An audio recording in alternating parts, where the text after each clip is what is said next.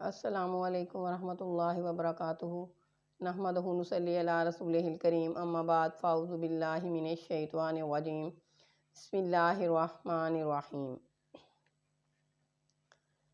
انسان خود عظیم نہیں ہوتا، اس کا کردار اسے عظیم بنا دیتا ہے۔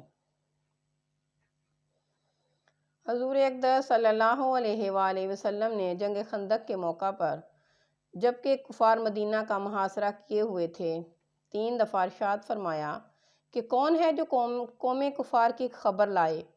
تینوں مرتبہ حضرت زبیر بن عوام نے، جو حضور صلی اللہ علیہ وآلہ وسلم کی پھوپھی حضرت صفیہ کے فرزند تھے، انہوں نے یہ کہا کہ یا رسول اللہ، میں خبر لاؤں گا۔ اس کی اس جانساری پر خوش ہو کر تاجدار دو عالم صلی اللہ علیہ وآلہ وسلم نے فرمایا کہ ہر نبی کے لیے حواری یعنی مددگار ہوتے ہیں، اور میرا حواری زبیر ہے۔ حضرت زبیر کو بارگاہ رسالت سے حواری کا خطاب ملا، جو کسی اور دوسرے صحابی کو نہیں ملا۔ اس جنگ میں مسلمانوں کا جانی نقصان بہت ہی کم ہوا۔ کل 6 مسلمان شہادت سے سرفراز ہوئے، مگر انصار کا سب سے بڑا بازو ٹوٹ گیا، یعنی حضرت سعد بن معاذ، جو قبیلہ اوس کے سردار تھے، اس جنگ میں ایک تیر سے زخمی ہوئے اور پھر شفا یاب نہ ہو سکے۔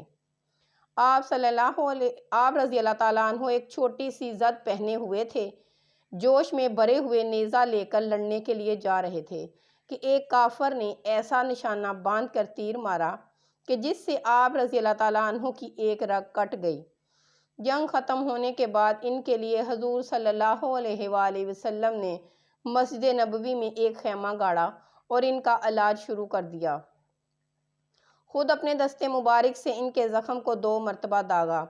ان کا زخم بھرنے لگ گیا، لیکن انہوں نے شوق شہادت میں اللہ تعالیٰ سے یہ دعا مانگی کہ یا اللہ، تو جانتا ہے کہ کسی قوم سے جنگ کرنے کی مجھے اتنی زیادہ تمنا نہیں تھی جتنی کفار قریش سے لڑنے کی مجھے تمنا ہے۔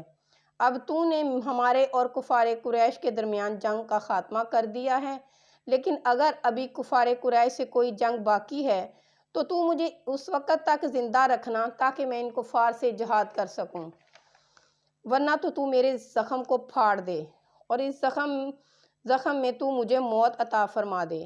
آپ رضی اللہ تعالیٰ عنہ کی ابھی دعا ختم نہ ہونے پائی تھی کہ بالکل اچانک سے زخم پھٹ گیا اور خون بہہ کر مسجد نبوی کے اندر بنی غفار کے خیمہ میں پہنچ گیا۔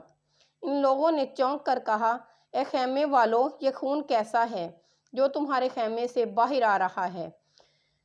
جب لوگوں نے دیکھا تو حضرت سعد بن معاذ کے زخم سے خون بہہ رہا تھا۔ اسی زخم میں ان کی وفات ہو گئی۔